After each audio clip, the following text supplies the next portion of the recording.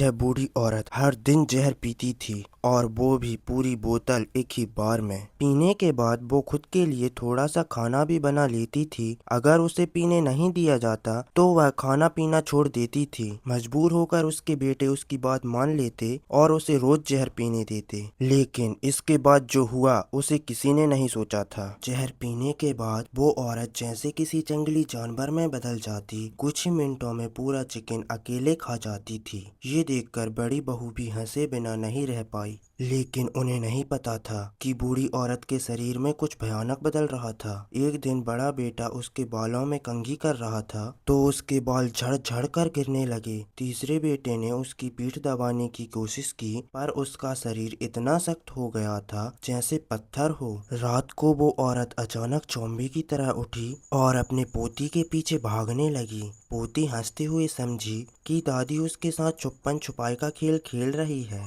पर अचानक एक चीख सुनाई दी। सबने देखा कि बूढ़ी औरत ने अपनी पोती के सिर को पकड़ रखा है, लेकिन असल में वो सिर्फ उसके बाल बिग थे, क्योंकि पोती कैंसर से जूझ रही थी और कीमोथेरेपी के कारण नकली बाल पहनती थी। अब बेटों को शक होने लगा कि माँ के अंदर कुछ गड़बड़ है। उन्होंने एक मशहूर पुजारी को बुलाया। पुजारी ने मंत्र पढ़ना शुरू किया तो बूढ़ी औरत कुछ देर कांपी और शांत हो गई। सबको लगा कि असर हो गया है, लेकिन तभी वह औरत डरावनी चीख के साथ उठी। पुजारी डर कर भाग गया। फिर एक और साधु को बुलाया गया, पर इससे हालात और बिगड़ गई। चौथा बेटा घर से बाहर निकलने वाला ही था कि उसने देखा उसका बड़ा भाई मुर्गी खाने में चुपचाप खड़ा है। जब उसने ध्यान से देखा तो उसकी माँ खून से लथपथ मुंह के साथ वहां खड़ी थी। डर से वह बेहोश हो गया।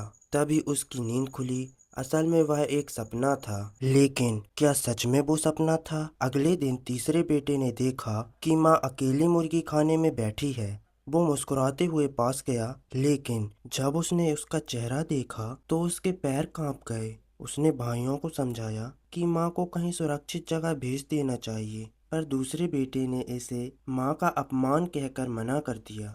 थोड़ी देर बाद वही बेटा बाहर निकला तो देखा माँ चाकू से कुछ कर रही है। वो डर कर भाग गया, लेकिन पीछे देखा तो माँ गायब थी।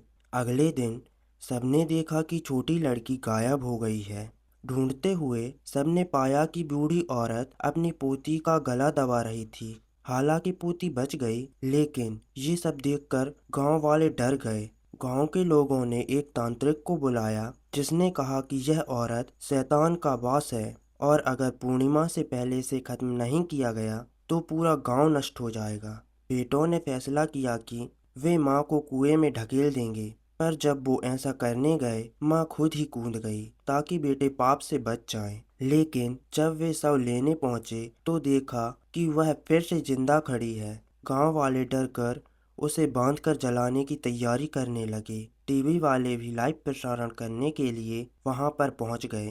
तभी एक युवक धुएं का बम फेंक कर आया और बूढ़ी औरत को वहां से बचा ले गया, क्योंकि बचपन में जब उसके पास खाने को नहीं था तो यह औरत उसे खाना देती थी। वह उसे एक पुरानी झोपड़ी में ले गया और उसके लिए खाना बनाने लगा। वह लकड़ी लेने बाहर गया, तभी एक पत्रकार अंदर आकर वीडियो रिकॉर्ड करने लगा। अचानक बाहर से आवाज आई। पत्रकार छिप गया। जब छोटा पंकज लौटा तो दरवाजा खुला मिला और औरत गायब थी।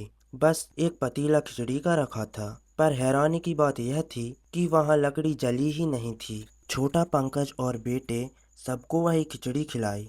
स्वाद बिल्कुल बचपन जैसा था। सब रोने लगे। थोड़े दिनों बाद पता चला कि पोती की बीमारी चमत्कारिक रूप से खत्म हो गई है, क्योंकि सच यह था, बूढ़ी औरत ने उसी दिन पोती की बीमारी की बुरी आत्मा अपने अंदर खींच ली थी। कुछ दिनों बाद पंकज को एक पार्सल मिला। उसमें बूढ़ी औरत का एक वीडियो था। वो आखिरी बार खिचड़ी बना रही थी और कुछ बुदबुदा रही थी। फिर अचानक उसने कुछ ऐसा किया जिससे सब दंग रह गए। लकड़ी ना होने के कारण उसने खुद को आग में झोंक दिया ताकि बच्चों के लिए आखिरी बार खाना बना सके। बेटे आंसुओं में फूट पड़े। वो चूल्हे के पास से उठ ही नहीं पाए।